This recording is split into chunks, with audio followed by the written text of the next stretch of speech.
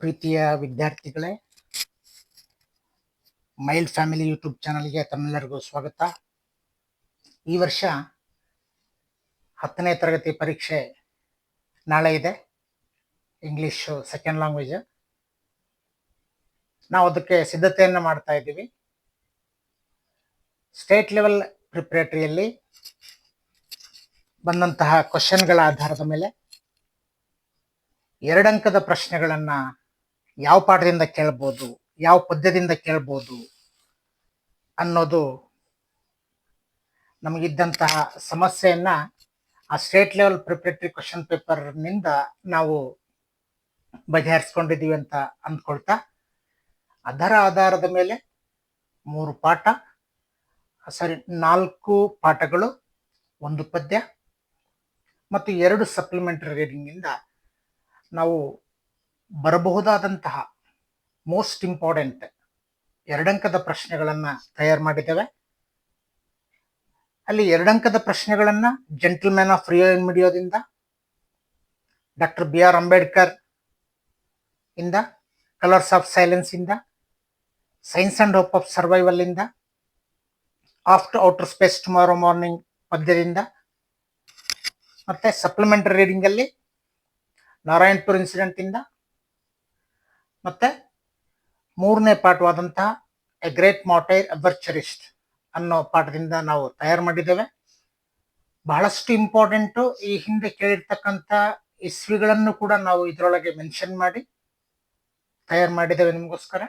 ಅದನ್ನ ಬಳಸ್ಕೊಳ್ಳಿ, ಉಪಯೋಗ ಮಾಡ್ಕೊಳ್ಳಿ ಅಂತ ಹೇಳ್ತಾ, ಮತ್ತೆ ಇನ್ನೊಂದು ವಿಷಯ ಅಂತಂದ್ರೆ, ಇದರ PDF ಅನ್ನ ನಾವು ಆಸ್ ಯೂಶುವಲ್ ಡಿಸ್ಕ್ರಿಪ್ಷನ್ ಬಾಕ್ಸ್ ಅಲ್ಲಿ ಹಾಕಿರ್ತೇವೆ.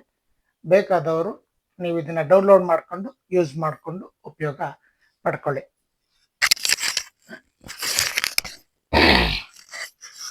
ಜೆಂಟಲ್ಮ್ಯಾನ್ ಆಫ್ ರಿಯೋ ಇನ್ ಮಿಡಿಯೋದಿಂದ ಮೊದಲನೇದಾಗಿ 1ನೇ ಪ್ರಶ್ನೆ, what makes you think that Don Anselmo was man of principles? ಇದು 2020 ಜೂನ್ ನಲ್ಲಿ ಕೇಳಿರ್ತಕ್ಕಂಥ ಪ್ರಶ್ನೆ ಆಗಿದೆ. ಡಾನ್ ಆನ್ಸೆಲ್ಮೋ ಒಬ್ಬ ಪ್ರಿನ್ಸಿಪಲ್ ಇರ್ತಕ್ಕಂಥ ಮನುಷ್ಯ ಆಗಿದ್ದ ಅಂತ ನೀವು ಯೋಚನೆ ಮಾಡೋ ರೀತಿ ಹೇಗೆ ಅನ್ನೋದನ್ನ ಕೇಳೋ ಪ್ರಶ್ನೆ ಇದು. Don Anselmo sold his property to the Americans. After the land was surveyed by an engineer, they came to know that he would own 8 acres of extra land. So they offered him double amount. But as he was a man of principles, he did not accept it and stuck to his earlier deed. Survey ಮಾಡಿದಾಗ ಮತ್ತೆ 8 ಎಕರೆ extra land ಬರುತ್ತೆ Don ಆನ್ಸೆಲ್ಮೋಗೆ. ಅಮೆರಿಕನ್ಸ್ಗೆ ಮಾರಿದ ಮೇಲೆ survey ಮಾಡಿದಾಗ ಅದ್ರ ಪ್ರಕಾರ Americans ಅವನಿಗೆ extra amount ಅನ್ನ, double amount ಅನ್ನ ಕೊಡೋದಕ್ಕೆ ಮುಂದಾಗ್ತಾರೆ. ಆದ್ರೆ ಆತ ಅದನ್ನ ಒಪ್ಕೊಳ್ಳೋದಿಲ್ಲ. ಯಾಕಂತಂದ್ರೆ ಆತ ಮ್ಯಾನ್ ಆಫ್ ಪ್ರಿನ್ಸಿಪಲ್ ಇದ್ದಂತವನಾಗಿರ್ತಾನೆ ಅಂತಕ್ಕಂಥದ್ದನ್ನ ನಾವು ಇದ್ರ ಮೇಲೆ ನೋಡ್ಬೋದು. 2ನೇ ಪ್ರಶ್ನೆ, how do you say that Don Anselmo was passionate about his land and children of Rio and Medio? April 2019 ಕೂಡ ಇದನ್ನ ಕೇಳಿದ್ದಾರೆ. Don Anselmo lived in Rio and Medio, where his ancestor had lived for hundreds of years. He tilled the same land they had tilled. His house was small and wretched but quaint. There was a creek. The orchard was beautiful. He said that the trees in the orchard belonged to the children of the village. They were his kith and kin. Every time a child has been born there since he took possession of the house from his mother, he had planted a tree for that child. So they belong to the children of the village. ಈ ಪ್ರಶ್ನೆ ಇರ್ತಕ್ಕಂಥದ್ದು ಹೇಗೆ Don Anselmo ಅವರ ಮಕ್ಕಳ ಬಗ್ಗೆ ಮತ್ತೆ ಆ ಊರಿನ ಬಗ್ಗೆ, ಅವರ ಲ್ಯಾಂಡ್ ಬಗ್ಗೆ ಬಹಳ ಪ್ಯಾಷನೆಟ್ ಆಗಿದ್ರು ಅಂತಕ್ಕಂಥದ್ದು ಪ್ರಶ್ನೆ. ಇದರಲ್ಲಿ ಹೇಳಿರೋ ಹಾಗೆ ಡಾನ್ ಆನ್ಸೆಲ್ಮೋ ರಿಯೋ ಇನ್ ಮಿಡಿಯೋದಲ್ಲಿದ್ರು. ಅವರ ಪೂರ್ವಜರು ಕೂಡ ಸುಮಾರು 100 ವರ್ಷಗಳಿಂದ ಅಲ್ಲಿ ವಾಸವಾಗಿದ್ರು. ಇವರು ಅಲ್ಲಿದ್ದು ಅವರು ಉಳುಮೆ ಮಾಡಿದ್ದಂಥ ಭೂಮಿಯನ್ನೇ ಮತ್ತೆ ಅದೇ ಭೂಮಿಯನ್ನೇ ಉಳುಮೆ ಮಾಡ್ತಾ ಇದ್ರು. ಇವರ ಮನೆ ಚಿಕ್ಕದಾಗಿತ್ತು ಮತ್ತೆ ಆಕರ್ಷಕವಾಗಿತ್ತು ಅಂತ ಹೇಳ್ತಕ್ಕಂಥದ್ದು. ದೇರ್ ವಾಸ್ ಅ ಕ್ರೀಕ್, ಅಲ್ಲಿ ಒಂದು ಜರಿ ಅಥವಾ ತೊರೆ ಅಥವಾ ಸಣ್ಣ ನದಿ ಅಂತ ಏನ್ ಹೇಳ್ತೀವಿ ಅದಿತ್ತು. ದ ಆರ್ಚರ್ಡ್ ವಾಸ್ ಬ್ಯೂಟಿಫುಲ್, ಒಂದು ತೋಟ ಇತ್ತು, ಆ ತೋಟ ತುಂಬಾ ಸುಂದರವಾಗಿತ್ತು. He said that the trees in the orchard are belong to the children of the village. ಅವ್ರು ಹೇಳ್ತಾರೆ ಈ ಆರ್ಚರ್ಡ್ ಅಲ್ಲಿ ಇರ್ತಕ್ಕಂಥ ಎಲ್ಲ ಮರಗಳು ಕೂಡ ಆ ಮಕ್ಕಳಿಗೆ ಸಂಬಂಧಪಟ್ಟಿದ್ದು, ಆ ಹಳ್ಳಿಯ ಮಕ್ಕಳಿಗೆ. ಅದು ಎಲ್ಲ ಅವರ ಸಂಬಂಧಿಕರು, ಸೋದರ ಸೊಸೆ, ಸೋದರ ಅಳಿಯಂದ್ರು ಈ ರೀತಿ ಇರ್ತಕ್ಕಂಥ ಮಕ್ಕಳಾಗಿರ್ತಾರೆ. Every time a child has been born, ಪ್ರತಿಯೊಂದು ಮಗು ಹುಟ್ಟಿದಾಗ ಆ ಹಳ್ಳಿಯಲ್ಲಿ ಅವರು ಆ ಮಗುವಿನ ಹೆಸರ ಮೇಲೆ ಒಂದೊಂದು ಗಿಡಗಳನ್ನ ನೆಟ್ಟಿರ್ತಾರೆ, ಅವು ಮರಗಳಾಗಿರ್ತಕ್ಕಂಥದ್ದು. ಈಗ he had planted a tree for that child, so they belong to the children of the village. ಹಾಗಾಗಿ ಆ ಒಂದು ಮರಗಳು ಅವ್ರಿಗೆ ಸಂಬಂಧಪಟ್ಟಿರ್ತವೆ ಅಂತಕ್ಕಂಥ ಮಾತನ್ನು ಅವ್ರು ಹೇಳ್ತಿರ್ತಕ್ಕಂಥದ್ದು. Why was the storyteller unable to convince the old man about the trees? ಇದು ಏಪ್ರಿಲ್ 2017ರಲ್ಲಿ ಕೇಳಿರ್ತಕ್ಕಂಥದ್ದು. ಏಕೆ ಸ್ಟೋರಿ ಟೆಲ್ಲರು ಕನ್ವಿನ್ಸ್ ಮಾಡೋಕೆ ಸಫರ್ ಆಗಲ್ಲ ಓಲ್ಡ್ ಮ್ಯಾನ್ ಅವರನ್ನ? ಯಾವ್ದ್ರ ಬಗ್ಗೆ ಅಂತಂದ್ರೆ ಆ ಮರಗಳ ಬಗ್ಗೆ. The old man insisted that he had sold the property but not the trees on it. Old man ಹೇಳಿರ್ತಾರೆ ಮೊದ್ಲೇನೆ ಏನಂತ ಅಂದ್ರೆ, ನಾನು ಮರಗಳನ್ನ ಮಾರ್ತಾ ಇಲ್ಲ, ನನ್ನ ಪ್ರಾಪರ್ಟಿಯನ್ನ ಮಾರ್ತಾ ಇದ್ದೀನಿ ಅಂತ. The trees belong to the children because they have been planted for them.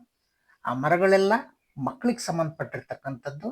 ಯಾಕಂತಂದ್ರೆ ಅವ್ರಿಗಾಗಿನೇ ಅದು ಪ್ರತಿಯೊಬ್ಬರ ಹೆಸರ ಮೇಲೂ ಕೂಡ ನಾನು ನೆಟ್ಟು ಬೆಳೆಸ್ತಕ್ಕಂಥ ಮರ ಆಗಿರ್ತವೆ ಅಂತ ಹೇಳ್ತಾರೆ ಅವರು.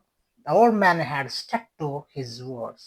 ಅದೇ ಮಾತನ್ನ ಆತ ಅದೇ ಮಾತಿಗೆ ಬದ್ಧನಾಗಿ ಇರ್ತಾನೆ. He had not taken double the price fixed for the land. ಹಾಗಾಗಿ ಆತ ಎಕ್ಸ್ಟ್ರಾ ಅಮೌಂಟ್ ಅನ್ನ ತಗೊಳ್ಳೋದಿಲ್ಲ. ಹಾಗಾಗಿ ಈ ಮಾತನ್ನ ಒಪ್ಸೋದಕ್ಕೆ ಅವ್ರ ಕೈಲಿ ಆಗೋದಿಲ್ಲ, ಸ್ಟೋರಿ ಟೆಲ್ಲರ್ ಕೈಲಿ. ಏನ್ ಮಾತನ್ನ ಅಂತಂದ್ರೆ, ಈ ಟ್ರೀಗಳಿಗೆ ಮಕ್ಕಳದು ಅಂತ ಹೇಳ್ತಿರಲ್ಲ, ಮೊದ್ಲೇ ಮಾರಿದಿರಿ ಅಂತ ಹೇಳ್ತಾರಲ್ಲ, ಇಲ್ಲ ಟ್ರೀನ್ ನಾನು ಮಾರಿಲ್ಲ, ಲ್ಯಾಂಡ್ ಮಾತ್ರ ಮಾರಿದ್ದೀನಿ ಅನ್ನೋ ಮಾತನ್ನ ಅವರು ಹೇಳ್ತಾರೆ. 4ನೇ ಪ್ರಶ್ನೆ, the story teller offered the man almost the double of what he had quoted earlier. Why? The story teller ಇದರಲ್ಲ, ಇವನ್ ಎ.ಎಸ್. ಸೆಡಿಲೋ ಅವರು ಮೊದ್ಲೇನ್ ಅಮೌಂಟ್ ಕೊಡ್ತೀನಿ ಅಂತ ಹೇಳಿರ್ತಾರಲ್ಲ, ಅದಕ್ಕಿನ್ನ ಡಬಲ್ ಕೊಡ್ತೀನಿ ಅಂತ ಆಮೇಲೆ ಹೇಳ್ತಾರೆ. ಯಾಕೆ ಅಂತಕ್ಕಂಥದ್ದು ಪ್ರಶ್ನೆ. ಉತ್ತರ ಈ ರೀತಿ ಇದೆ. ಆಫ್ಟರ್ ದ ಸರ್ವೆ ಮಾಡಿದ ನಂತರ Don Anselmo's land found that double than earlier. ಆತನ ಲ್ಯಾಂಡ್ ಏನಿದೆ ಮೊದ್ಲಿಗಿಂತ ಡಬಲ್ ಆಗಿರೋದು ಗೊತ್ತಾಗುತ್ತೆ. His land stretched across the river. ಆತನ ಹೊಲ ಆ ರಿವರ್ ಇಂದ ಆಚೆಗೂ ಕೂಡ ಹರಡಿರ್ತಕ್ಕಂಥದ್ದು ಗೊತ್ತಾಗುತ್ತೆ. So the story teller offered him almost double of what he had quoted earlier. ಹಾಗಾಗಿ story teller Juan A S. Sedillo ಏನ್ ಮಾಡ್ತಾರೆ, ಅವ್ರಿಗೆ ಮೊದಲು ಹೇಳಿದಂತಹ ಅಮೌಂಟ್ ಡಬಲ್ ಅಮೌಂಟ್ ಅನ್ನ ಕೊಡೋದಕ್ಕೆ ತಯಾರಾಗ್ತಾರೆ ಅಂತಕ್ಕಂಥದ್ದು. 5ನೇ ಪ್ರಶ್ನೆ, how did the old man greet the people who had been waiting for him? ನಿಮ್ಗೆ ಗೊತ್ತಿದೆ, ಅಲ್ಲಿ ಮಾತುಕತೆ ನಡೀತಾ ಇರುತ್ತೆ ಆ ಹೊಲ ಕೊಡೋದ್ರ ಬಗ್ಗೆ ತಗೊಳ್ಳೋದ್ರ ಬಗ್ಗೆ. ಅಲ್ಲಿಗೆ ಬಂದಾಗ ಆ ಓಲ್ಡ್ ಮ್ಯಾನ್ ಯಾವ ರೀತಿ ಅವರನ್ನ ವೇಟ್ ಮಾಡ್ತಾ ಇರತಕ್ಕಂತ ಜನಗಳನ್ನ ಅಭಿನಂದಿಸ್ತಾರೆ, ಬಂದು ವಿಶ್ ಮಾಡ್ತಾರೆ, ಅವ್ರಿಗೆ ಗ್ರೀಟ್ ಮಾಡ್ತಾರೆ ಅಂತಕ್ಕಂಥದ್ದು ಪ್ರಶ್ನೆ. When the old man reached the office, he found that the people had been waiting for him. He showed them respect by bowing all of them. ಬರ್ತಿದ್ದಂಗೆ ನೋಡ್ತಾರೆ, ಅವರೆಲ್ಲರೂ ಕೂಡ ಒಳಗೆ ಅವ್ರಿಗೋಸ್ಕರ ವೇಟ್ ಮಾಡ್ತಿರೋದು ಗೊತ್ತಾಗುತ್ತೆ. ಅವ್ರು ಬಂದವರು ಏನ್ ಮಾಡ್ತಾರೆ, ಅವರೆಲ್ಲರಿಗೂ ಕೂಡ ತಲೆಯನ್ನ ಬಾಗಿಸೋದ್ರ ಮೂಲಕ ಅವರಿಗೆ ರೆಸ್ಪೆಕ್ಟ್ ಅನ್ನ ಕೊಡ್ತಾರೆ.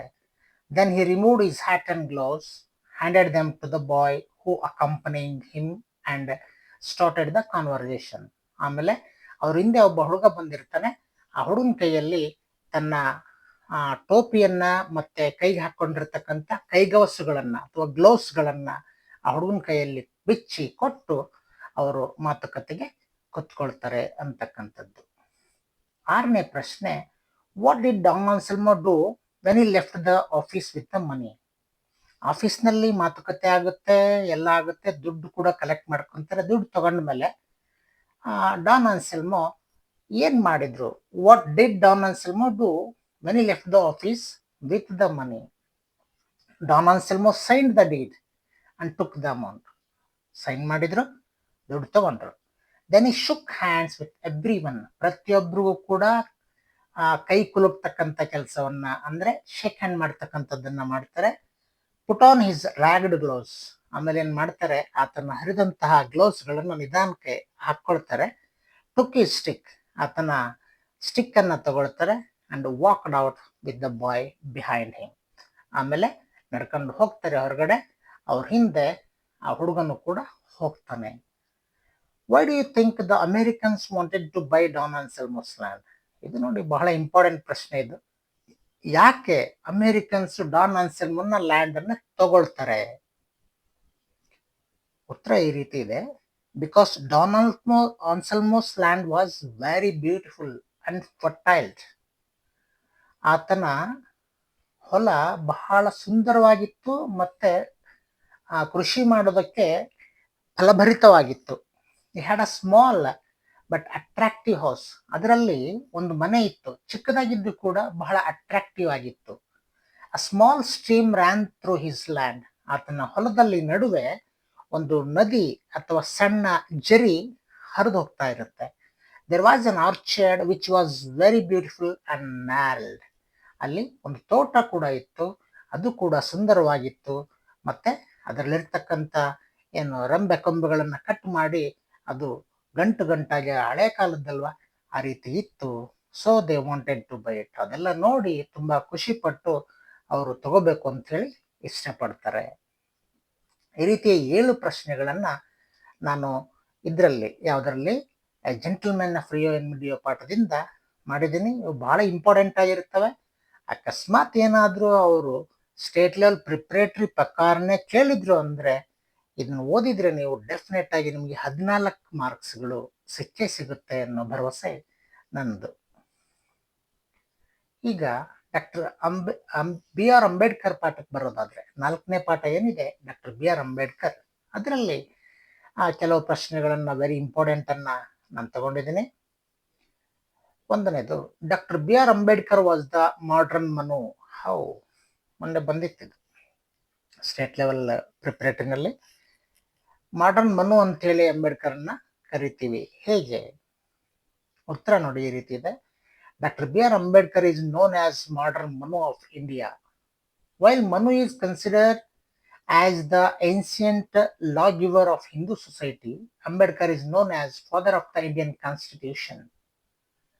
ಮನುವನ್ನ ಏನಂತ ಕರಿತೀವಿ ನಾವು ಅಂತಂದ್ರೆ, ಕಾನೂನುಗಳನ್ನ ಕೊಟ್ಟವನು ಹಿಂದೂ ಸಮಾಜಕ್ಕೆ ಅಂತ ಹೇಳಿ ಕರಿತೀವಿ. ಅದೇ ರೀತಿ ಭಾರತದ ಸಂವಿಧಾನ ರಚನಾ ಕರ್ತೃ ಆಗಿರ್ತಕ್ಕಂಥ ಅಂಬೇಡ್ಕರ್ ಅವರನ್ನು ಕೂಡ father of the Indian constitution ಅಂತ ಕರಿತೀವಿ. Signifying is crucial role in shaping the legal landscape of modern India. ಇದು ಮಾಡರ್ನ್ ಇಂಡಿಯಾವನ್ನ ರಚನೆ ಮಾಡಲಿಕ್ಕೆ ಬಹಳಷ್ಟು ಸಹಾಯಕವಾಗಿರೋದ್ರಿಂದ ಅವರನ್ನ ಮಾಡರ್ನ್ ಮನು ಅಂತೇಳಿ ಕರಿತೀವಿ. 2ನೇ ಪ್ರಶ್ನೆ, Nehru choose Ambedkar as the first law minister. What might have prompted Nehru to do so?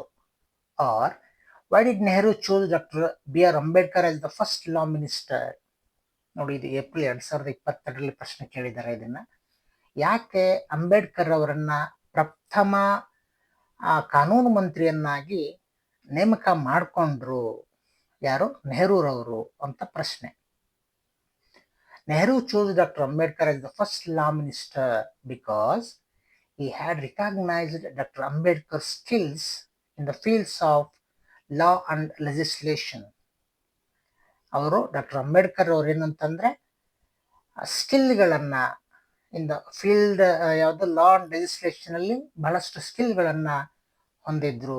ಆ ಸ್ಕಿಲ್ಗಳನ್ನ ಇವರು ರಿಕಾಗ್ನೈಸ್ ಮಾಡಿ, ಗುರುತು ಮಾಡಿ ಅವರನ್ನ, it was also a tribute to his vision of social justice. ಸಾಮಾಜಿಕ ನ್ಯಾಯಕ್ಕಾಗಿ ಅವರು ಹೋರಾಡ್ತಾ ಇದ್ದಿರಲ್ಲ, ಅವ್ರಿಗೆ ಕೊಡ್ತಕ್ಕಂಥ ಒಂದು ಗೌರವ ಅಂತ ಹೇಳಿ ತಿಳ್ಕೊಂಡು ಅವ್ರನ್ನ ಪ್ರಪ್ರಥಮ ಕಾನೂನು ಮಂತ್ರಿಯನ್ನಾಗಿ ನೆಹರೂರವರು ಆಯ್ಕೆ ಮಾಡಿಕೊಂಡ್ರು ಅಂತಕ್ಕಂಥದ್ದು. ಮೂರನೇ ಪ್ರಶ್ನೆ, Ambedkar had a great thirst for books when he was a student, explain. ಅವರು ಅಂಬೇಡ್ಕರ್ ಅವರು ಸ್ಟೂಡೆಂಟ್ ಆಗಿದ್ದಾಗ ಅವರು ಯಾವಾಗಲೂ ಜ್ಞಾನದಾಹಿಯಾಗಿದ್ರು, ಗ್ರೇಟ್ ಥರ್ಸ್ಟ್ ಫಾರ್ ಬುಕ್ಸ್ ಅಂತ ಹೇಳ್ತಾರೆ. ಅದ್ರ ಬಗ್ಗೆ ಎಕ್ಸ್ಪ್ಲೈನ್ ಮಾಡಿ ಅಂತ ಕೇಳಿದರೆ ಉತ್ತರ ಈ ರೀತಿ ಇದೆ. Doctor Ambedkar was a voracious reader. He had an insatiable thirst for books. He used to buy books by curtailing his daily needs. In New York, he is said to have purchased about 2,000 old books.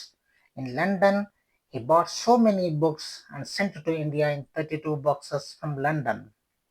Okay. Ambedkar ಅವರು ಬಿಡುವಿಲ್ಲದ ಓದುಗರಾಗಿದ್ದರು. ಅವ್ರಿಗೆ ಜ್ಞಾನದಾಹ ಜಾಸ್ತಿ ಇತ್ತು. ಅವರು ದಿನನಿತ್ಯದ ತನ್ನ ಖರ್ಚನ್ನು ಕಡಿಮೆ ಮಾಡಿ ಅವರು ಪುಸ್ತಕವನ್ನು ಖರೀದಿ ಮಾಡ್ತಿದ್ರು. ನ್ಯೂಯಾರ್ಕಲ್ಲಿ ಅವರು 2,000 ಹಳೆ ಪುಸ್ತಕಗಳನ್ನು ಕೊಂಡುಕೊಳ್ತಾರೆ ಅಂತ ಹೇಳ್ತಾರೆ. ಅದರ ಜೊತೆಗೆ ಲಂಡನ್ನಲ್ಲಿ ಬಹಳಷ್ಟು ಬುಕ್ಗಳನ್ನು ಕೊಂಡುಕೊಂಡು 32 ಬಾಕ್ಸ್ಗಳಲ್ಲಿ ಅವರು ಇಂಡಿಯಾಗೆ ಕಳಿಸ್ಕೊಡ್ತಾರೆ. ಇದನ್ನೆಲ್ಲ ನೋಡಿದ್ರೆ ನಮಗನ್ಸುತ್ತೆ ಅವರು ಜ್ಞಾನದಾಹಿ ಆಗಿದ್ರು ಅಂತಕ್ಕಂಥದ್ದು. ನಾಲ್ಕನೇ ಪ್ರಶ್ನೆ, how did Dr. Ambedkar and Mahatma Gandhi try to wipe out caste discrimination in India? This is also asked in April 2017. ನೋಡಿ, 2017ರಲ್ಲಿ ಕೂಡ ಇದನ್ನು ಕೇಳಿದರೆ, ಹೇಗೆ ಮಹಾತ್ಮ ಗಾಂಧಿಯವರು ಮತ್ತೆ ಅಂಬೇಡ್ಕರ್ ಅವರು ಕ್ಯಾಸ್ಟ್ ಡಿಸ್ಕ್ರಿಮಿನೇಷನ್, ಜಾತಿ ತಾರತಮ್ಯ, ಜಾತಿ ಭೇದ ಭಾವ ಏನಿತ್ತಲ್ಲ, ಇದನ್ನು ಅಳಿಸ್ಲಿಕ್ಕೆ, ವೈಪೌಟ್ ಮಾಡಲಿಕ್ಕೆ ಯಾವ ರೀತಿಯ ಪ್ರಯತ್ನವನ್ನು ಮಾಡಿದ್ರು ಅಂತಕ್ಕಂಥದ್ದು. Gandhiji reminded higher caste of their duties towards the depressed classes. ಗಾಂಧೀಜಿಯವರು ಹೇಗೆ ಅಂತಂದ್ರೆ ಹೈಯರ್ ಕ್ಯಾಸ್ಟ್ ಅವ್ರಿಗೆ ಡಿಪ್ರೆಸ್ಡ್ ಕ್ಲಾಸಸ್ ಬಗ್ಗೆ ತಮ್ಮ ಡ್ಯೂಟಿ ಏನು ಅನ್ನೋದನ್ನ ಹೇಳ್ತಾರೆ. Ambedkar reminded the depressed classes of their inherent rights to equality with a higher caste. Ambedkar ಏನ್ ಮಾಡ್ತಾರೆ ಅಂತಂದ್ರೆ ಅವ್ರ ಇನ್ಹೆರೆಂಟ್ ರೈಟ್ ಬಗ್ಗೆ, ಅವ್ರ ಅಂತರ್ಗತವಾಗಿರ್ತಕ್ಕಂಥ ಹಕ್ಕುಗಳು, ಸಮಾನತೆ ಬೇಕು ಅಂತಂದ್ರೆ ಹಕ್ಕುಗಳು ಬೇಕು, ತಮ್ಮ ಹಕ್ಕುಗಳ ಬಗ್ಗೆ ಹೇಳ್ತಾರೆ. Gandhiji stressed on duties and Ambedkar stressed on rights. Both of them brought about great revolution in social thought. ಸಾಮಾಜಿಕ ಬದಲಾವಣೆಯಲ್ಲಿ, ಚಿಂತನೆಯಲ್ಲಿ ಅವರು ಮಹಾನ್ ಒಂದು ಕ್ರಾಂತಿಯನ್ನೇ ಉಂಟು ಮಾಡಿದ್ರು ಅಂತಕ್ಕಂಥದ್ರಿಂದ ಅವರು ಈ ರೀತಿಯಾಗಿ ತಾರತಮ್ಯವನ್ನ ಹೋಗಲಾಡಿಸಲಿಕ್ಕೆ ಪ್ರಯತ್ನವನ್ನ ಮಾಡಿದ್ರು ಅಂತ ಹೇಳ್ಬೋದು. ಐದನೇ ಪ್ರಶ್ನೆ, what did Mahatma Phule work for? Mahatma Phule ಯಾವುದಕ್ಕಾಗಿ ಕೆಲಸ ಮಾಡಿದ್ರು? Mahatma Phule worked for a classless society and women's upliftment. Mahatma Phule ಅವರು ವರ್ಗರಹಿತ ಸಮಾಜಕ್ಕಾಗಿ ಮತ್ತು ಮಹಿಳೆಯರ ಅಭಿವೃದ್ಧಿಗಾಗಿ ಹೋರಾಟವನ್ನ ಮಾಡ್ತಾರೆ ಅಥವಾ ಕೆಲಸವನ್ನ ಮಾಡ್ತಾರೆ ಅಂತಕ್ಕಂಥದ್ದು. ಇನ್ನು ಆರನೇ ಪ್ರಶ್ನೆ, doctor Ambedkar was not in the Congress party yet he was made the chairman of the drafting committee. Why? Ambedkar ಅವರು ಕಾಂಗ್ರೆಸ್ ಪಾರ್ಟಿಯಲ್ಲಿ ಇದ್ದಿಲ್ಲ, ಆದ್ರೂ ಕೂಡ ಅವರನ್ನ ಡ್ರಾಫ್ಟಿಂಗ್ ಕಮಿಟಿಯ ಚೇರ್ಮನ್ ಆಗಿ ಮಾಡಲಾಯಿತು. ಯಾಕೆ? Answer, because he had an undying faith in the dignity of human beings. It was the foresightedness and the objective leadership of Indian Congress to make Ambedkar as chairman. ಯಾಕೆ ಅಂತಂದ್ರೆ ಅವರು ಮಾನವತೆಯಲ್ಲಿ ಇಟ್ಟಿರ್ತಕ್ಕಂಥ ಒಂದು ನಂಬಿಕೆ, ಅದರಿಂದ ಮತ್ತೆ it was the foresightedness and the objective leadership of Indian Congress to make Ambedkar as chairman. Indian Congress ನಲ್ಲಿ ಇದ್ದಂತಹ ಒಂದು ದೂರದೃಷ್ಟಿ ಮತ್ತು ವಸ್ತುನಿಷ್ಠ ನಾಯಕತ್ವ ಅವರನ್ನ ಚೇರ್ಮನ್ ಆಗಿ ಮಾಡೋದಕ್ಕೆ ಸಾಧ್ಯ ಆಯಿತು ಅಂತಕ್ಕಂಥದ್ದನ್ನ ಹೇಳ್ತಾರೆ. ಏಳನೇ ಪ್ರಶ್ನೆ, constitution is a fundamental document to both the ruler and the ruled. Why? ಆಳಲ್ಪಡುವವರು ಮತ್ತು ಆಳುವವರು ಅವರಿಗೆ ಸಂವಿಧಾನ ಒಂದು ಮೂಲಭೂತ ದಾಖಲೆ. ಹೇಗೆ? ಏಕೆ? Constitution defines the position and the power of the organs of the state. Constitution ಏನ್ ಹೇಳುತ್ತೆ ಅಂತಂದ್ರೆ ಪೊಸಿಷನ್ ಬಗ್ಗೆ ಮತ್ತೆ ಪವರ್ ಬಗ್ಗೆ, ಏನು 3 ಆರ್ಗನ್ಸ್ ಆಫ್ ದ ಸ್ಟೇಟ್ ಇದಾವಲ್ಲ ಅವುಗಳ ಪವರ್ ಮತ್ತೆ ಪೊಸಿಷನ್ ಬಗ್ಗೆ ಹೇಳುತ್ತೆ. It not only create the organs of the state but also to limit their authority so as to avoid complete tyranny and oppression. ಇದು ಕೇವಲ ಅಧಿಕಾರವನ್ನು ಅಷ್ಟೇ ಕೊಡೋದಿಲ್ಲ ಈ 3 ಆರ್ಗನ್ಸ್ಗಳಿಗೆ, ಅವುಗಳನ್ನ ಲಿಮಿಟ್ ಮಾಡತಕ್ಕಂಥ ಅಥಾರಿಟಿ ಕೂಡ ಇದು ಹೊಂದಿರುತ್ತೆ. ಯಾಕಂತಂದ್ರೆ ಲಿಮಿಟ್ ಮಾಡಲಿಲ್ಲ ಅಂತಂದ್ರೆ ಪೂರ್ತಿ ಟೈರನಿ ಮತ್ತೆ ಆಪರೇಷನ್ ಆಗ್ತದೆ ಸಮಾಜದಲ್ಲಿ ಅಂತಕ್ಕಂಥದ್ದು. ನೆಕ್ಸ್ಟ್ 8ನೇ ಪ್ರಶ್ನೆ, what were the opinions of Buddha and Avvai regarding the caste divisions? Buddha ಮತ್ತು ಅವ್ವಾಯಿಯವರು ಜಾತಿ ಭೇದದ ಬಗ್ಗೆ ಏನ್ ಹೇಳಿದ್ದಾರೆ ಅಂತಕ್ಕಂಥದ್ದು. According to Buddha, there are only 2 valid divisions, noble and wholesome and ignoble and unwholesome. Buddha ಹೇಳ್ತಾರೆ ಬರೀ 2 ಜಾತಿಗಳಿದೆ, ಒಂದು ನೋಬೆಲ್ ಮತ್ತು ಹೋಲ್ಸಮ್ ಅಂತಕ್ಕಂಥದ್ದು, ಇನ್ನೊಂದು ಇಗ್ನೋಬಲ್ ಅಂಡ್ ಅನ್ಹೋಲ್ಸಮ್ ಅಂತಕ್ಕಂಥದ್ದು ಅಂತ ಹೇಳ್ತಾರೆ. ಅದೇ ರೀತಿ ಅವ್ವಾಯಿ ಹೇಳ್ತಾರೆ there are only 2 castes in the world, the charitable who give and are superior, and the misers who do not give and are therefore inferior. ಅವ್ವಾಯಿ ಹೇಳ್ತಾರೆ ಏನಂತಂದ್ರೆ ಚಾರಿಟೇಬಲ್ ಹೂ ಗಿವ್, ಯಾರು ಕೊಡ್ತಾರೆ ಸಮಾಜಕ್ಕೆ ಬೇರೆಯವ್ರಿಗೆ ಏನಾದ್ರು ಕೊಡ್ತಾರಲ್ಲ ಸುಪೀರಿಯರ್ ಅವರು, ಅದು ಒಂದು ಜಾತಿ. ಯಾರು ಕೊಡೋಕ್ಕಾಗಲ್ಲ ಅವರನ್ನು ಮೈಸರ್ಸ್ ಅಂತ ಕರೀತಾರೆ. Misers who do not give and are therefore inferior, ಇವೆರಡೇ ಜಾತಿ ಇರೋದು ಅಂತ ಅವ್ವಾಯಿ ಕೂಡ ಹೇಳ್ತಾರೆ. 9ನೇ ಪ್ರಶ್ನೆ, what made doctor Ambedkar describe the methods of civil disobedience, non cooperation, satyagraha are the grammar of anarchy? Ambedkar civil disobedience ಅನ್ನ, ನಾನ್ ಕೋಆಪರೇಷನ್ ಮತ್ತು ಸತ್ಯಾಗ್ರಹ ಇವುಗಳನ್ನ ಗ್ರಾಮರ್ ಆಫ್ ಅನಾರ್ಕಿ ಅಂದ್ರೆ ಅರಾಜಕತೆಯ ಮಾರ್ಗಗಳು ಅಂತ ಕರೀತಾರೆ. ಏನು ಸಿವಿಲ್ ಡಿಸೋಬಿಡಿಯನ್ಸ್ ಅಂದ್ರೆ ಜನರು ಅವಿಧೇಯರಾಗಿರ್ತಕ್ಕಂಥದ್ದು, ಅಸಹಕಾರ ಮತ್ತೆ ಸತ್ಯಾಗ್ರಹ ಇವುಗಳನ್ನ ಅರಾಜಕತೆಯ ಮಾರ್ಗಗಳು ಅಂತ ಹೇಳಿ ಅಂಬೇಡ್ಕರ್ ವರ್ಣನೆ ಮಾಡ್ತಾರೆ. ಅದ್ರ ಬಗ್ಗೆ ಹೇಳಿ ಅಂತ ಕೇಳಿದರೆ, according to him the right to rebellion is recognized against a government formed without people's consent in the dictatorship but not in the democracy. ಅವ್ರ ಪ್ರಕಾರ ಏನು ಅಂತಂದ್ರೆ ಡಿಕ್ಟೇಟರ್ಶಿಪ್ ಅಲ್ಲಿ ಜನರ ವಿರುದ್ಧವಾಗಿ ಆಡಳಿತ, ಜನರ ಒಪ್ಪಿಗೆ ಇಲ್ದೇನೆ ಆಡಳಿತ ನಡೀತಾ ಇರುತ್ತೆ, ಆದರೆ ಡೆಮಾಕ್ರಸಿಯಲ್ಲಿ ಅಲ್ಲ, ಅಂದ್ರೆ ಪ್ರಜಾಪ್ರಭುತ್ವದಲ್ಲಿ ಅಲ್ಲ. Which is based on free and fair elections. Such agitations are misdirected or volatile, results in the loss of lives and public property. ಇಂಥದ್ದು ಏನಾಗ್ತದೆ ಅಂತಂದ್ರೆ ಇಲ್ಲಿ ಡೆಮಾಕ್ರಸಿಯಲ್ಲಿ ಫ್ರೀ ಮತ್ತೆ ಫೇರ್ ಎಲೆಕ್ಷನ್ ಇಂದ ಬಂದಿರತಕ್ಕಂಥದ್ದಾಗ್ತದೆ. ಇಲ್ಲಿ ಇಂತಹ ಒಂದು ವಿಷಯಗಳಿಂದ ಏನು ಬಹಳ ವ್ಯತ್ಯಾಸಗಳಾಗ್ತದೆ. ಅದರಿಂದ ಬಹಳಷ್ಟು ಸಾರ್ವಜನಿಕ ತೊಂದರೆಗಳು, ಜೀವಹಾನಿ ಮತ್ತೆ ಪಬ್ಲಿಕ್ ಪ್ರಾಪರ್ಟಿ ಬಹಳಷ್ಟು ಲಾಸ್ ಆಗ್ತಕ್ಕಂಥ ಸಂದರ್ಭ ಇರ್ತದೆ. ಹಾಗಾಗಿ ಇವುಗಳನ್ನು ಅವರು ಗ್ರಾಮರ್ ಆಫ್ ಅನಾರ್ಕಿ ಅಂತ ಕರೆದ್ರು. 10ನೇ ಪ್ರಶ್ನೆ, why did Nehru describe Baba Saheb as a symbol of revolt? Nehru ಹೇಳ್ತಾರೆ, ಅವರು ಸತ್ತಾಗ 1956ರಲ್ಲಿ ಏನ್ ಹೇಳ್ತಾರೆ ಅಂತಂದ್ರೆ ಬಾಬಾ ಅವರು ಸಿಂಬಲ್ ಆಫ್ ರಿವೋಲ್ಟ್ ಆಗಿದ್ರು ಅಂತ ಹೇಳ್ತಾರೆ. ಆ ಮಾತನ್ನು ಯಾಕೆ ಹೇಳ್ತಾರೆ ಅಂತ ಪ್ರಶ್ನೆ. Because he kept the people's mind awake and did not allow them to become satisfied about matters which could not be forgotten. He helped in rousing up those groups in India which had suffered so long in the past. According to Nehru, so he called him as a symbol of revolt. ಅವ್ರು ಹೇಳ್ತಾರೆ ಏನಂತಂದ್ರೆ ಇವರು ಜನರ ಮನಸ್ಸನ್ನ ಬಹಳ ಎಚ್ಚರದಿಂದ ಇಟ್ಟಿದ್ರು, ಜಾಗರೂಕರಾಗಿ ಇಟ್ಟಿದ್ರು, ಮತ್ತೆ ಅವರು ಬಹಳ ವರ್ಷಗಳಿಂದ ಏನು ಸಫರ್ ಆಗ್ತಾ ಬಂದಿದ್ರು ಅದ್ರ ಬಗ್ಗೆ ಅವ್ರಿಗೆ ವಿಶ್ವಾಸ ಇತ್ತು, ಇವ್ರೇನೋ ಚೇಂಜ್ ಮಾಡಕ್ ಹೋಗ್ತಿದ್ದಾರೆ ಅಂತ. ಹಾಗಾಗಿ ಅವರನ್ನ ಸಿಂಬಲ್ ಆಫ್ ರಿವೋಲ್ಟ್ ಅಂತೇಳಿ ಕರೀತಾರೆ. ಇನ್ನು ಕಲರ್ಸ್ ಆಫ್ ಸೈಲೆನ್ಸ್ ಪಾಠಕ್ಕೆ ಬರೋದಾದ್ರೆ, ಕಲರ್ಸ್ ಆಫ್ ಸೈಲೆನ್ಸ್ ಅಲ್ಲಿ how did Satish Gujral became popular all over the world? Already ಬಹಳಷ್ಟು ಸಾರಿ ಕೇಳಿರೋ ಪ್ರಶ್ನೆ. ಪ್ರಪಂಚದಾದ್ಯಂತ ಹೇಗೆ ಜನಪ್ರಿಯರಾದರು ಅಂತಕ್ಕಂಥದ್ದು ಸತೀಶ್ ಗುಜರಾಲ್ ಅವರು. Satish Gujral is among the foremost artist of India. He is one of the few artists who is accomplished in several art forms like painting, sculpture, and architecture. Satish Gujral is also a writer. Exhibitions of his works have been held all over the world and displayed in prestigious museums. He has also been honored with Padma Vibhushana.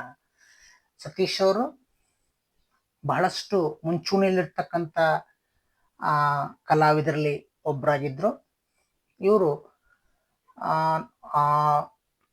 ಕಲೆಯ ವಿವಿಧ ರೂಪಗಳಾದ painting, ಸ್ಕಲ್ಪ್ಚರು, architecture ಇವೆಲ್ಲವುಗಳದರ ಜೊತೆಗೆ writer ಕೂಡ ಆಗಿದ್ದರು. ಇವರ ವರ್ಕ್ಗಳು ಪ್ರಪಂಚದಾದ್ಯಂತ ಬಹಳಷ್ಟು ಮಹತ್ವವಾದ prestigious ಮ್ಯೂಸಿಯಂಗಳಲ್ಲಿ display ಆಗ್ತವೆ. ಹಾಗಾಗಿ ಇವರು ವರ್ಲ್ಡ್ ಫೇಮಸ್ ಅಂತ ಹೇಳ್ಬೋದು. ಅದರ ಜೊತೆಗೆ ಇವರಿಗೆ ಪದ್ಮವಿಭೂಷಣ ಪ್ರಶಸ್ತಿಯನ್ನು ಕೊಡ್ತಾರೆ. ಆರ್ಡರ್ ಆಫ್ ದಿ ಕ್ರೌನ್ ಅಂತಕ್ಕಂಥ ಪ್ರಶಸ್ತಿಯನ್ನು ಕೂಡ ಇವರಿಗೆ ಕೊಟ್ಟಿದ್ದಾರೆ. ಎರಡನೇ ಪ್ರಶ್ನೆ, give a short description of the bird that Satish saw one day. ಇದು 2017 ಏಪ್ರಿಲ್ ಕೇಳಿರ್ತಕ್ಕಂಥದ್ದು. ಒಂದು ಸಣ್ಣ ವಿವರಣೆಯನ್ನ ಕೊಡಿ ಆ ಪಕ್ಷಿಯ ಬಗ್ಗೆ, ಒಂದ್ ದಿವಸ ಸತೀಶ್ ನೋಡಿದ್ನಲ್ಲ ಆ ಪಕ್ಷಿ ಬಗ್ಗೆ ಅಂತ ಪ್ರಶ್ನೆ. It was a beautiful bird with a longish tail. ಹೆಂಗಿತ್ತು ಬರ್ಡ್ ಅಂತಂದ್ರೆ ಬಹಳ ಬ್ಯೂಟಿಫುಲ್ ಆಗಿತ್ತು, ಉದ್ದವಾದಂತಹ ಬಾಲ ಇತ್ತು ಅದಕ್ಕೆ, ಅಂಡ್ ಬ್ಲಾಕ್ ಕ್ರೆಸ್ಟ್, ಅದಕ್ಕೆ ತಲೆ ಮೇಲೆ ಒಂದು ಜುಟ್ಟಿತ್ತು ಕಪ್ಪನೆ ಬಣ್ಣದ್ದು. Its eyes moving here and there, ಅದರ ಕಣ್ಣುಗಳು ಬಹಳ ಶಾರ್ಪ್ ಆಗಿದ್ವು, ಆ ಕಡೆ ಈ ಕಡೆ ಚಲಿಸ್ತಾ ಇದ್ವು. It was ready to flight at any moment, ಇದು ಯಾವ ಕ್ಷಣದಲ್ಲಾದ್ರೂ ಕೂಡ ಹಾರೋದಕ್ಕೆ ಸಮರ್ಥವಾಗಿತ್ತು, ಅಷ್ಟು ಎನರ್ಜಿ ಅದರಲ್ಲಿ ತುಂಬಿತ್ತು ಅಂತಕ್ಕಂಥದ್ದು. ಮೂರನೇ ಪ್ರಶ್ನೆ, how did Inder try to help Satish? Inder ಅಂದ್ರೆ ಅವ್ರ ಅಣ್ಣ ಇಂದರ್ ಕುಮಾರ್ ಗುಜರಾಲ್, ಅವರು ಸತೀಶ್ ಅವರಿಗೆ ಹೇಗೆ ಹೆಲ್ಪ್ ಮಾಡಿದ್ರು ಅಂತಕ್ಕಂಥದ್ದು. Satish's brother Inder try to help him by sitting with Satish for hours and talked to him. He taught him words and their pronunciation.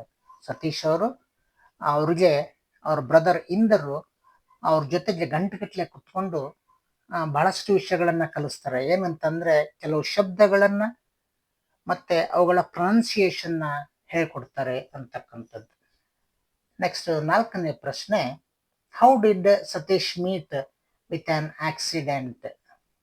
ಹೇಗೆ ಸತೀಶ್ ಆಕ್ಸಿಡೆಂಟ್ ಆಯ್ತು ಅವ್ರಿಗೆ, ಸತೀಶ್ ಅವ್ರಿಗೆ? Satish went to Kashmir during his holidays with his family members. ನಿಮ್ಗೆಲ್ಲ ಗೊತ್ತಿರೋ ಹಾಗೆ ಕಾಶ್ಮೀರಕ್ಕೆ holidays ಅಲ್ಲಿ ಹೋಗಿರ್ತಾರೆ Satish. One day he went hiking with his father and brother Inder.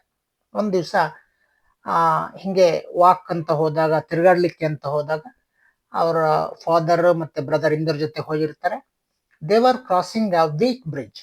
ಅಲ್ಲಿ ಒಂದು ವೀಕ್ ಆಗಿರತಕ್ಕಂಥ ಬ್ರಿಡ್ಜ್ ಇರ್ತದೆ, over some dangerous spot of a river. River ಮೇಲೆ ಒಂದು ವೀಕ್ ಬ್ರಿಡ್ಜ್ ಅಥವಾ ರಿಕೆಟಿ ಬ್ರಿಡ್ಜ್ ಇರುತ್ತೆ, ಅದನ್ನ ದಾಟೋಕೆ ಅಂತ ಹೋಗ್ತಾರೆ. Then Satish was looking at a swirling water below them. ಅಲ್ಲಿ ನಿಂತ್ಕೊಂಡು, ಆ ಸೇತುವೆ ಮೇಲೆ ನಿಂತ್ಕೊಂಡು ಕೆಳಗಡೆ ನೋಡ್ತಾನೆ. ಆತ ನೋಡಿದಾಗ ನೀರು ರಭಸವಾಗಿ ಧುಮ್ಮಿಕ್ಕೋದನ್ನ ನೋಡ್ತಾನೆ. Just then his foot slipped. ಆ ತಕ್ಷಣ ಆತ ಕಾಲ್ ಜಾರಿ ಬಿಡ್ತದೆ. I lost his balance.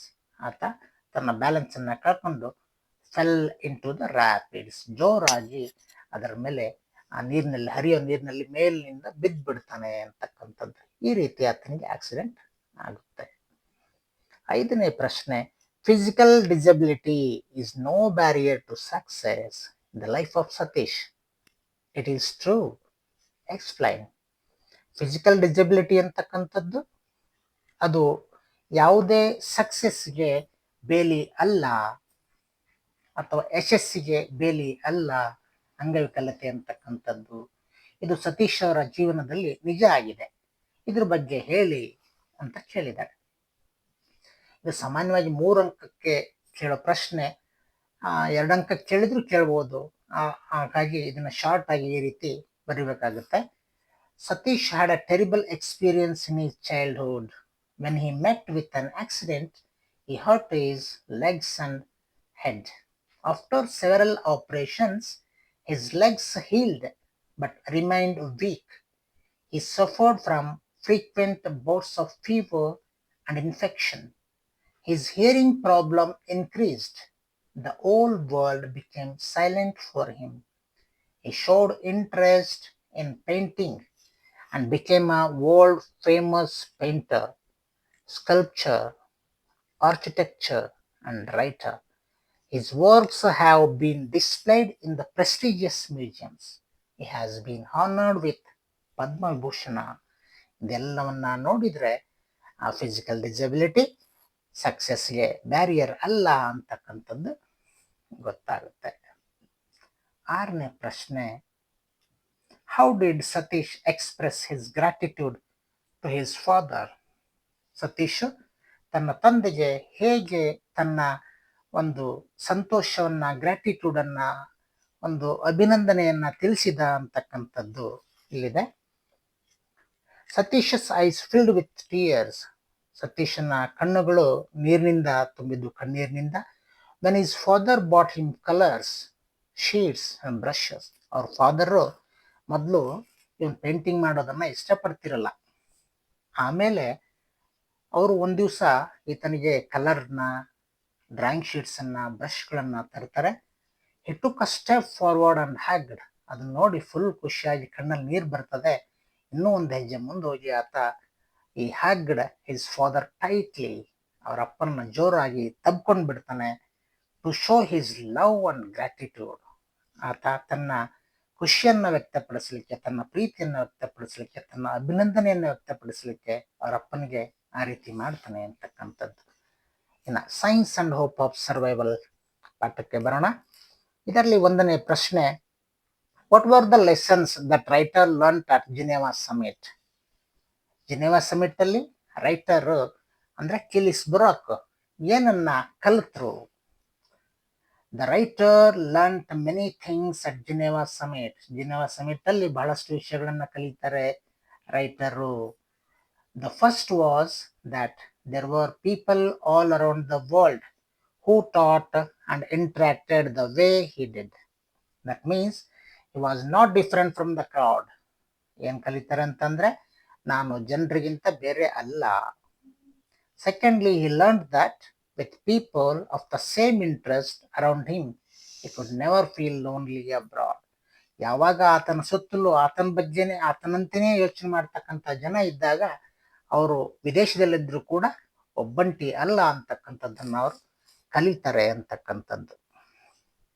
Y did the super power nations meet in Geneva? ಜಿನೆವಾದಲ್ಲಿ ಸೂಪರ್ ಪವರ್ ನೇಷನ್ಗಳಾದಂತಹ UK, USSR ಮತ್ತು USA ಯಾಕೆ ಅವು ಮೀಟ್ ಆದವು ಅಂತಕ್ಕಂಥದ್ದು. The UK, USSR and USA, the 3 nuclear power were willing to come to an agreement putting a ban on the nuclear weapon test. ಯಾಕೆ ಸೇರ್ತಾರೆ ಅಂತಂದ್ರೆ, ಅವರೊಂದು ಅಗ್ರಿಮೆಂಟಿಗೆ ಬರಬೇಕಾಗಿರ್ತದೆ. ಏನ್ ಅಗ್ರಿಮೆಂಟ್ ಅಂತಂದ್ರೆ, ನ್ಯೂಕ್ಲಿಯರ್ ವೆಪನ್ ಟೆಸ್ಟ್ಗಳನ್ನ ಮಾಡಬಾರ್ದು ಯಾರು, ಅದ್ರ ಮೇಲೆ ಬ್ಯಾನ್, ನಿಷೇಧ ಹೇರಬೇಕು ಅಂತಕ್ಕಂಥ ಒಂದು ಅಗ್ರಿಮೆಂಟಿಗೆ ಬರಬೇಕು ಅಂತ ತೀರ್ಮಾನ ಮಾಡಿ ಆ 3 ದೇಶಗಳವರು ಜಿನೇವಾದಲ್ಲಿ ಸೇರ್ತಾರೆ ಅಂತಕ್ಕಂಥದ್ದು. 3ನೇ ಪ್ರಶ್ನೆ, why were the technical expert summoned by the 3 super power? June 2020ರಲ್ಲಿ ಕೇಳಿರೋ ಪ್ರಶ್ನೆ ಇದು. ಯಾಕೆ ಟೆಕ್ನಿಕಲ್ ಎಕ್ಸ್ಪರ್ಟ್ಸ್ ಅನ್ನ ಕರೆಸಿದ್ರು ಸೂಪರ್ ಪವರ್ ಕಂಟ್ರಿಗಳು? ಉತ್ತರ ಈ ರೀತಿ ಇದೆ. The threat of annihilation by nuclear power was disturbing and becoming a problem for every man, women and child on the earth. The technical experts were summoned by the 3 superpowers to solve this problem by agreeing to put a ban on the nuclear weapon test. ಆ ಟೈಮಲ್ಲಿ nuclear power ಬಗ್ಗೆ disturb ಆಗಿ ಭೂಮಿ ಮೇಲಿರ್ತಕ್ಕಂಥ ಎಲ್ಲ ಜನ, ಗಂಡಸರು, ಹೆಣ್ಮಕ್ಳು, ಮಕ್ಕಳು ಎಲ್ಲರೂ ಕೂಡ ಒಂದು ಅಭದ್ರತೆಯನ್ನ ಅನುಭವಿಸ್ತಾ ಇರ್ತಾರೆ.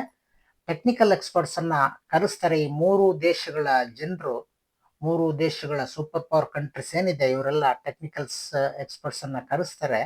ಯಾಕೆ ಅಂತಂದ್ರೆ ಈ ನ್ಯೂಕ್ಲಿಯರ್ ವೆಪನ್ ಟೆಸ್ಟ್ ಅನ್ನ ಬ್ಯಾನ್ ಮಾಡೋದಕ್ಕೆ, ಅದ್ರ ಬಗ್ಗೆ ಚರ್ಚೆ ಮಾಡೋದಕ್ಕೆ ಕರೆಸ್ತಾರೆ ಅಂತಕ್ಕಂಥದ್ದು.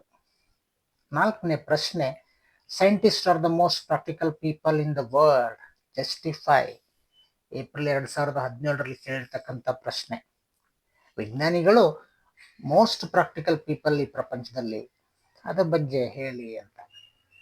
All new technologies, all new branch of industry are the result of research by scientists. It is through their work that we have medicines, electronics, synthetic fibers, new sources of energy, modes of transport, and the green revolution. This proves that scientists are the most practical people in the world.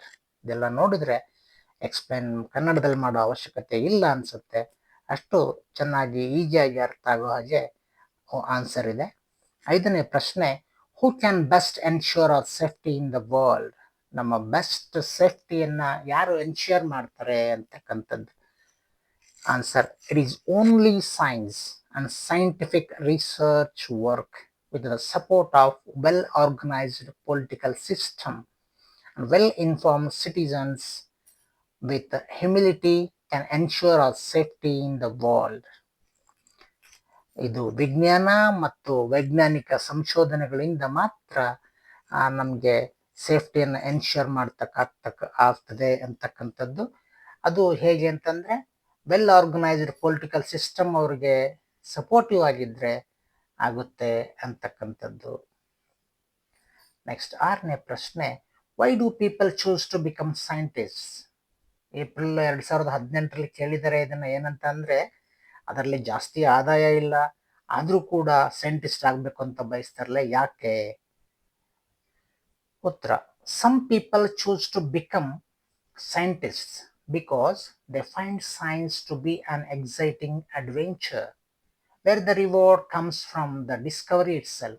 Scientists get freedom instead of money.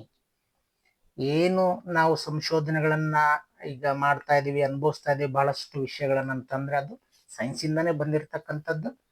ಆಮೇಲೆ ವಿಜ್ಞಾನಿಗಳಿಗೆ ಏನು ಅಂತಂದ್ರೆ rewards come from the discovery itself. ಅವ್ರ ಸಂಶೋಧನೆ ಮಾಡ್ತಕ್ಕಂಥದ್ರಿಂದನೇ ಅವ್ರಿಗೆ ಬಹುಮಾನ ಅಥವಾ ಏನಾದ್ರೂ ಅವ್ರಿಗೆ ಸಿಗ್ತಕ್ಕಂಥದ್ದು. Scientist get freedom instead of money. ಅಲ್ಲಿ ಅತಿ ಹೆಚ್ಚಾಗಿ ಅವರಿಗೆ ಫ್ರೀಡಮ್ ಸಿಗುತ್ತೆ, ದುಡ್ಡಿಗಿಂತ ಹೆಚ್ಚಾಗಿ ಅವರಿಗೆ ಸ್ವಾತಂತ್ರ್ಯ ಅಲ್ಲಿ ಇರುತ್ತೆ ಅಂತಕ್ಕಂಥದ್ದನ್ನ ನೋಡ್ಕೊಂಡು ಬಹಳಷ್ಟು ಜನ ಸೈಂಟಿಸ್ಟ್ ಆಗ್ಲಿಕ್ಕೆ ಇಷ್ಟಪಡ್ತಾರೆ. 7th ಪ್ರಶ್ನೆ, who will be headhunted by the financial institutions and pharmaceutical industries?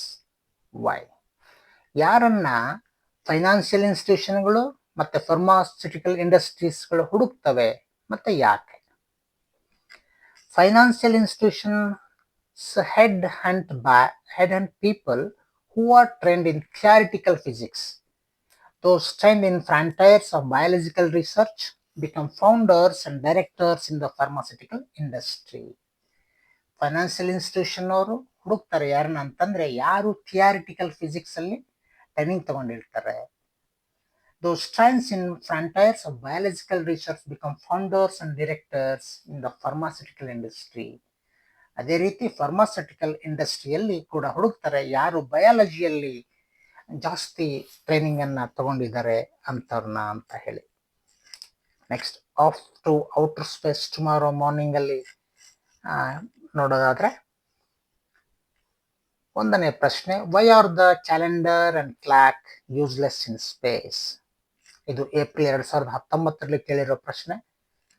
ಇದು ಪದೇ ಪದೇ ಕೇಳ್ತಾನೆ ಇರ್ತಾರೆ.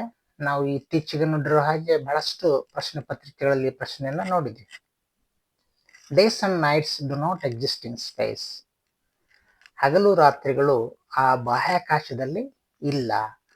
Everything is decided by the astronauts. ಹಗಲು ಅನ್ನೋದು ಮತ್ತೆ ರಾತ್ರಿ ಅನ್ನೋದು ಯಾರು ಡಿಸೈಡ್ ಮಾಡ್ತಾರೆ ಅಂತಂದ್ರೆ ಯಾರು ಗಗನಯಾತ್ರಿಗಳು ಇರ್ತಾರೆ ಅವರೇ ಡಿಸೈಡ್ ಮಾಡ್ತಕ್ಕಂಥದ್ದು. ಹಾಗಾಗಿ ಅಲ್ಲಿ ಕ್ಯಾಲೆಂಡರ್ ಮತ್ತೆ ಕ್ಲಾಕ್ನ ಅವಶ್ಯಕತೆ ಬೀಳೋದಿಲ್ಲ. The speaker in After Outer Space Tomorrow Morning is uncertain of his return. How does it express it? How does he express it? It is asked in April 2018. After outer space tomorrow morning ಅಲ್ಲಿ ವಾಪಸ್ ಬರೋದ್ರ ಬಗ್ಗೆ uncertainty ಇರುತ್ತೆ ಯಾರಿಗೆ, ಪೊಯೆಟ್ಗೆ ಅಥವಾ ಸ್ಪೀಕರ್ಗೆ. ಹೇಗೆ ಅದನ್ನ ಅವರು express ಮಾಡ್ತಾರೆ ಅಂತಕ್ಕಂಥದ್ದು ಪ್ರಶ್ನೆ. The speaker of this poem is uncertain of his return. He expresses this by his statements. You can take a last look and you can cross out my name from the telephone book and you can start the countdown. ನೋಡಿ, ಇಂತಹ ಒಂದು expressions ಅನ್ನ ಹೇಳಿ ಅವರು ತನ್ನ ಭಾವನೆಗಳನ್ನ express ಮಾಡ್ತಾರೆ ಅಂತಕ್ಕಂಥದ್ದು. ನೀವು ಲಾಸ್ಟ್ ಲುಕ್ ಅನ್ನ ತಗೊಳ್ಳಿ, I can cross out my name ಅಂತಕ್ಕಂಥದ್ದು. ಟೆಲಿಫೋನ್ ಬುಕ್ ಇಂದ you can start the count down, ಮತ್ತೆ ಕೌಂಟ್ ಡೌನ್ ಸ್ಟಾರ್ಟ್ ಮಾಡಿ ಅಂತಕ್ಕಂಥದ್ದು ಇಲ್ಲಿ ಅವರು ಹೇಳಿರ್ತಕ್ಕಂಥ 3 ಎಕ್ಸ್ಪ್ರೆಷನ್ಸ್. ಇದರಿಂದ ಗೊತ್ತಾಗುತ್ತೆ ನಮಗೆ ಅವ್ರು ಬರೋದು ಅನ್ಸರ್ಟನಿಟಿ ಇದೆ. ಟೆಲಿಫೋನ್ ಬುಕ್ ಇಂದ ನನ್ನ ಹೆಸರನ್ನ ಕ್ರಾಸ್ ಔಟ್ ಮಾಡಿ ಅಂತಕ್ಕಂಥದ್ದು ಕೂಡ ಒಂದಾಗ್ತದೆ ಅದರಲ್ಲಿ. 3ನೇ ಪ್ರಶ್ನೆ, according to the poet Norman Nicholson, outer space is solitary confinement for him. Why? It is asked in April 2017. Norman Nicholson ಅವರ ಪ್ರಕಾರ ಆಕಾಶದಲ್ಲಿ ಅಥವಾ ಬಾಹ್ಯಾಕಾಶದಲ್ಲಿ ಅದು ಒಂದು ಸಾಲಿಟರಿ ಕನ್ಫೈನ್ಮೆಂಟ್ ತರ ಭಾಸ ಆಗುತ್ತೆ. ಯಾಕೆ ಅಂತಕ್ಕಂಥದ್ದು. ಆಕಾಶದಲ್ಲಿ ಸಾಲಿಟರಿ ಕನ್ಫೈನ್ಮೆಂಟ್ ಅಂದ್ರೆ ಒಬ್ಬರೇ ಜೈಲಿನಲ್ಲಿರ್ತಕ್ಕಂಥ ಅನುಭವ ಆಗುತ್ತೆ. ಯಾಕೆ ಅಂತಕ್ಕಂಥದ್ದು. The speaker would be alone on capsule. ಒಬ್ಬರೇ ಇರ್ತಾರೆ ಕ್ಯಾಪ್ಸೂಲ್ ಅಲ್ಲಿ, ನಮ್ಗೆ ಗೊತ್ತಿರೋ ಹಾಗೆ. Nobody wood visit him. ಯಾರು ಕೂಡ ಅವರನ್ನ ಭೇಟಿ ಆಗೋದಿಲ್ಲ. He would not right any letter. ಅವರು ಯಾರಿಗೂ ಲೆಟರ್ ಬರೆಯೋದಿಲ್ಲ, ಅವ್ರಿಗೂ ಕೂಡ ಯಾರು ಲೆಟರ್ ಬರೆಯಲ್ಲ. ನಾರ್ ವುಡ್ ರಿಸೀವ್ ಎನಿಥಿಂಗ್. ಏನನ್ನು ಕೂಡ ರಿಸೀವ್ ಮಾಡ್ಕೊಳ್ಳೋದಿಲ್ಲ. He would be like a prisoner. ಅವರು ಒಬ್ಬ ಪ್ರಿಸನರ್ ಇದ್ದ ಹಾಗೆ, ಅಂದ್ರೆ ಜೈಲಲ್ಲಿ ಇದ್ದ ಹಾಗೆ ಇರಬೇಕಾಗ್ತದೆ ಅಂತಕ್ಕಂಥದ್ದು. ಇದು ನಾವು ಇತ್ತೀಚಿನ ಉದಾಹರಣೆ ನೋಡಿದಾಗ ಸುನೀತಾ ವಿಲಿಯಮ್ಸ್ ಅವರು ಆಕಾಶದಲ್ಲಿ ಬಾಹ್ಯಾಕಾಶದಲ್ಲಿ ಇದ್ದಾಗ ಅವ್ರಿಗಾದ ಅನುಭವವನ್ನು ಕೂಡ ಹೇಳಿದ್ದು ಇದೇ ರೀತಿನೇ. 4ನೇ ಪ್ರಶ್ನೆ, the speaker says tea cup circling around me like the planets around the sun. Why does it happen only in space, not on the earth? Tea ಕಪ್ಸ್ಗಳು ಸುತ್ತರಿತಿರ್ತವೆ. ಯಾವ ರೀತಿ ಗ್ರಹಗಳು ಸೂರ್ಯನನ್ನ ಸುತ್ತರಿತಿರ್ತವೋ ಆ ರೀತಿ ಎಲ್ಲಿ ಬಾಹ್ಯಾಕಾಶದಲ್ಲಿ. ಯಾಕೆ ಇದು ಆಕಾಶದಲ್ಲಿ ಆಗುತ್ತೆ, ಭೂಮಿ ಮೇಲೆ ಯಾಕಾಗಲ್ಲ ಅಂತಕ್ಕಂಥದ್ದು ಪ್ರಶ್ನೆ. The earth has gravitational force. ಅರ್ತ್ಗೆ ಒಂದು ಗ್ರಾವಿಟೇಷನಲ್ ಫೋರ್ಸ್ ಇದೆ, which is not there in the space. ಇದು ಆಕಾಶದಲ್ಲಿ ಇಲ್ಲ. ಗುರುತ್ವಾಕರ್ಷಣ ಶಕ್ತಿ ಅಂತ ಏನ್ ಹೇಳ್ತೀವಿ, ಇದು ಆಕಾಶದಲ್ಲಿ ಇಲ್ಲ. ಡ್ಯೂ ಟು ದಿಸ್ ರೀಸನ್, ಈ ಕಾರಣದಿಂದಾಗಿ tea cups and other things keep circling in the space. Tea cups ಆಗಲಿ ಮತ್ತು ಯಾವುದೇ ಒಂದು ವಸ್ತುಗಳಾಗ್ಲಿ ಅಲ್ಲಿ ಸುತ್ತುತ್ತಾ ಇರ್ತವೆ ಅಂತಕ್ಕಂಥದ್ದು. ನಾರಾಯಣ್ಪುರ್ ಇನ್ಸಿಡೆಂಟ್ ಇದರಲ್ಲಿ ಬಂದಾಗ ಸಪ್ಲಿಮೆಂಟ್ ರೀಡಿಂಗ್ ಅಲ್ಲಿ ನಾರಾಯಣ್ಪುರ್ ಇನ್ಸಿಡೆಂಟ್ ಮತ್ತೆ ಗ್ರೇಟ್ ಮಾರ್ಟೈರ್ ಎವರ್ ಚೆರಿಸ್ಡ್, ಇದರಿಂದ ಸುಮಾರು ಒಂದು 5-6 ಪ್ರಶ್ನೆಗಳನ್ನ ಕೊಟ್ಟಿದ್ದೀನಿ. ನೀವು ನೋಡ್ಕೋಬಹುದು. ಪ್ರಶ್ನೆಗಳನ್ನು ಮಾತ್ರ ಓದ್ಕೊಂಡು ಹೋಗ್ತಕ್ಕಂಥ ಕೆಲಸವನ್ನ ಮಾಡ್ತೀನಿ.